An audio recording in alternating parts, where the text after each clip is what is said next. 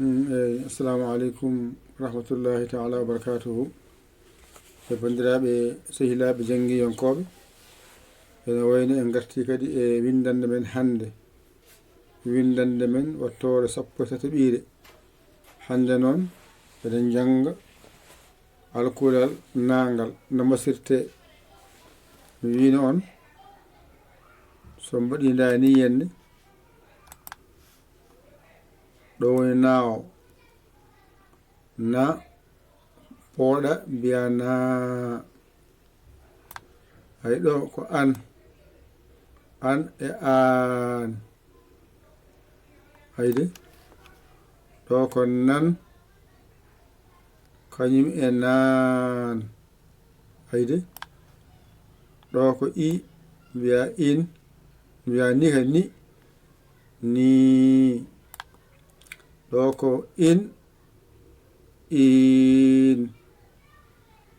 ɗo ko nin kañum e nin. gasi. ɗo ko ne mbiya ne. ay ɗo mbiyata ko no e no.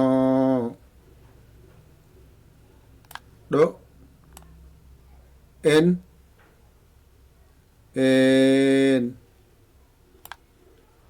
ɗo ko nen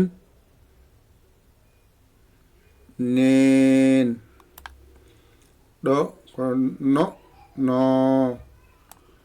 ɗo ko on ɗo ko non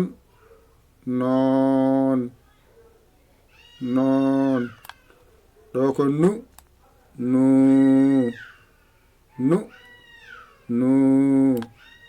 ɗo ko un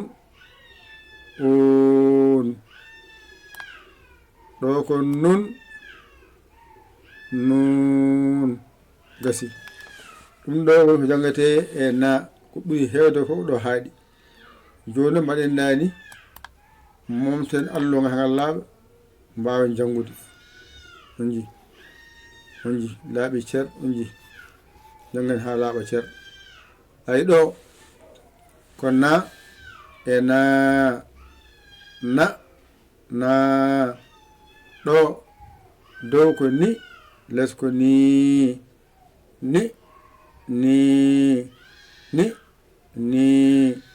ɗo ko ne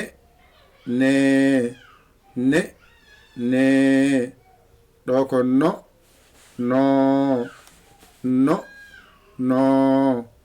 ɗo ko nu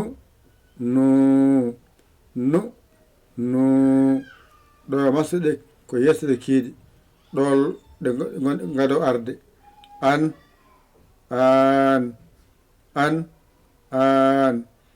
ɗo ko in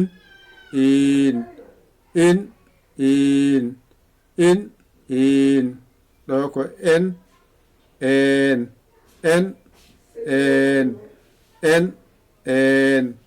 ɗo ko on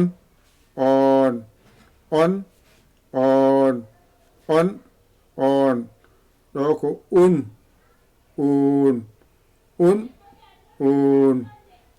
masde gadi arde. ɗo maskal lomboto nan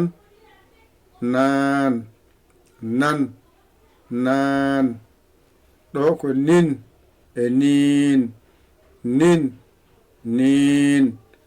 ɗo ko nen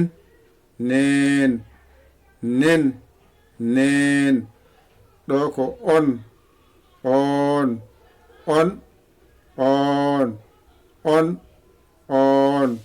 ɗo henne ko un timmi. windande men nani windande ekko hijjo pular. windande 13 gasi ɗo haaɗi. joni mbaɗen dani yenne ɗo na fooɗani, ni fooɗani, ne fooɗani, ɗo ko no fooɗani, ɗo ko nu fooɗani. joni ngara pooɗen nani mbiya na fooɗi. Mbiya ɗo ni fooɗi. Ngara mbiya ɗo ne ay fooɗi. Ɗo mbiya ɗo no ay fooɗi. Ay ɗo mbiya ɗo nu fooɗi. Ɗo timmi. Ngara bencita an fooɗani. In fooɗani. En fooɗani. Ɗo ko on fooɗani. Ɗo ko un fooɗani. Ngara pooɗa mbiya an ay fooɗi. Ɗo mbiya in ay fooɗi. Ay ɗo mbiya en fooɗi. Ay ɗo mbiya on fooɗi. Ay ɗo mbiya un fooɗi. Ngara lomba masigal mbiya nan fooɗani. Ɗo mbiya nin fooɗani. Ɗo mbiya nen fooɗani. Ɗo mbiya non fooɗani. Ɗo mbiya nun fooɗani. Ngara pooɗen. Ɗo woni pooɗle. Nan ay fooɗi. Ɗo ko nin ay fooɗi. Ay ɗo ko nen ay fooɗi.